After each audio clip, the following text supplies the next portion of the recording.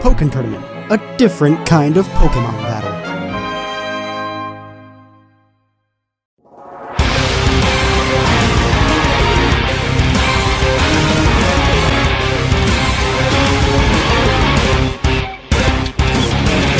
The Pokemon series is no stranger to spin-offs. No matter how obscure they are, Game Freak has certainly put Pokemon through a multitude of different game genres, one of the most prominent being of the puzzle variety.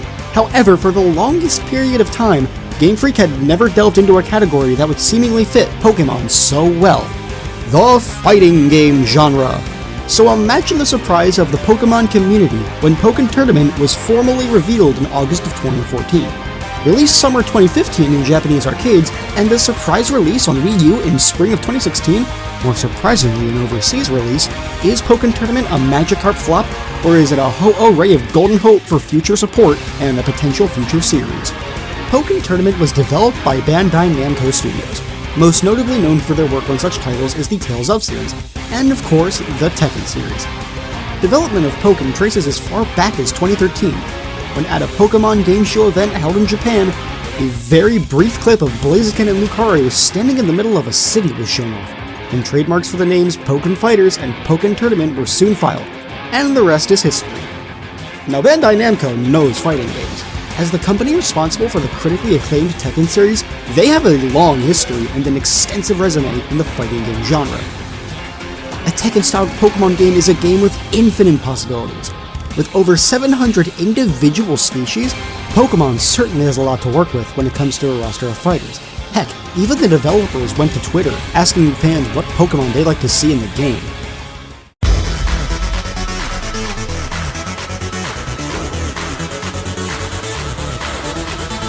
The core game plays like what you would expect from a traditional fighting game.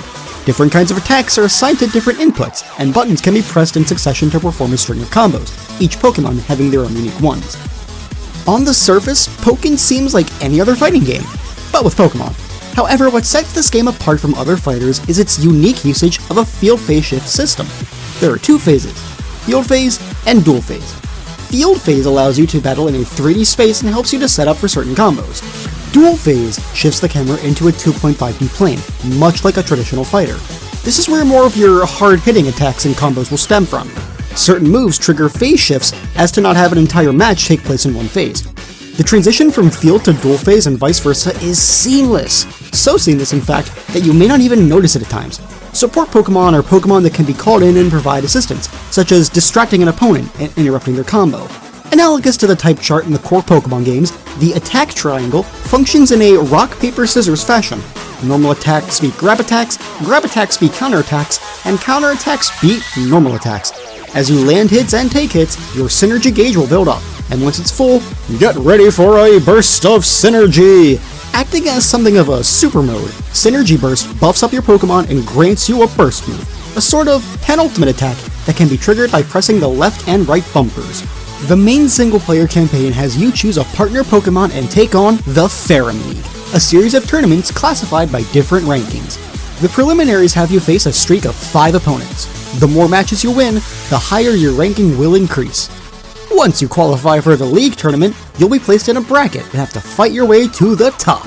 As you progress through each league, however, a Mewtwo of a different color invades the Ferrum League and feeds off the synergy given off by the Pokemon.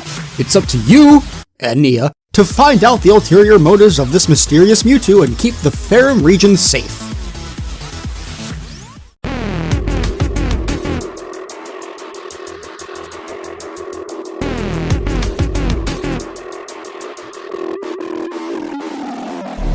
One thing that stands out about Pokken is its sense of individuality.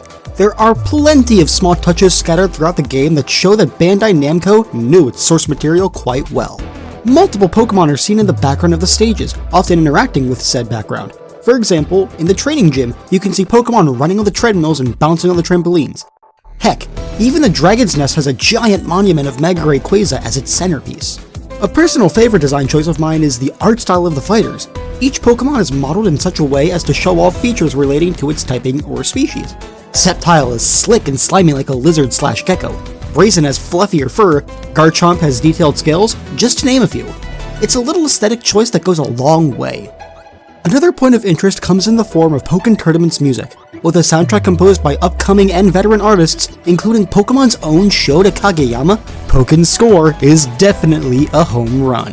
Featuring a mix of electronic and techno pieces mixed with orchestrated epics, each song makes you feel like you're truly in the middle of an intense fight.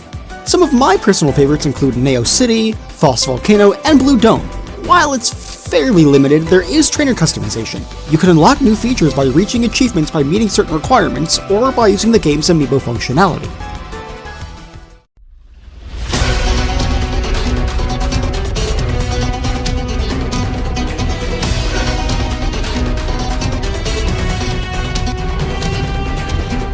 As much as I've been praising this game, that's not to say it's without its problems. One of Pokken's annoyances comes in the form of your helper, Nia. She'll give you the rundown on how the game is played and provides commentary during your matches. Her help is, less than ideal, and the voice work doesn't help much either. Thankfully, she can be turned off in the My Town settings.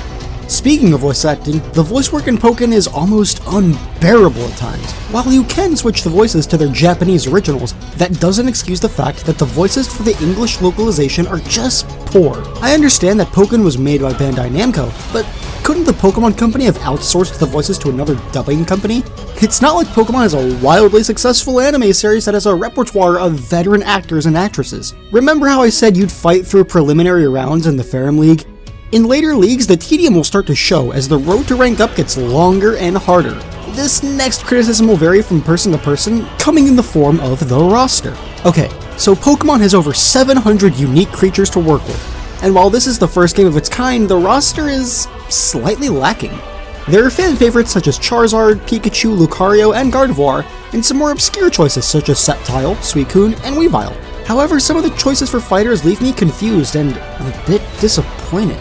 Chandelure as the only Generation 5 representative feels like wasted potential, and Pikachu Libre could have been replaced for Hawlucha, if only to diversify the roster just a bit more.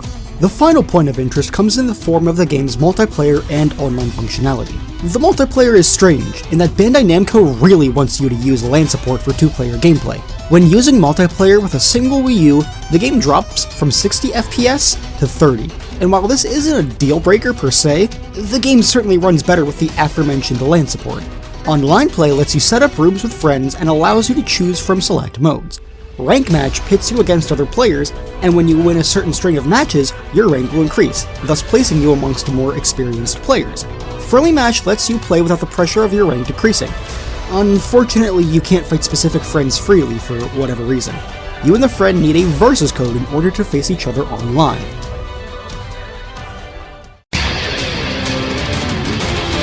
I'll be upfront.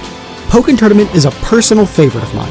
For being the first of its kind and an experiment in and of itself, it gets a lot right and certainly still feels like a Pokemon game. Bandai Namco knows what they're doing when it comes to fighting games, and years of talent from people who cared went into this game.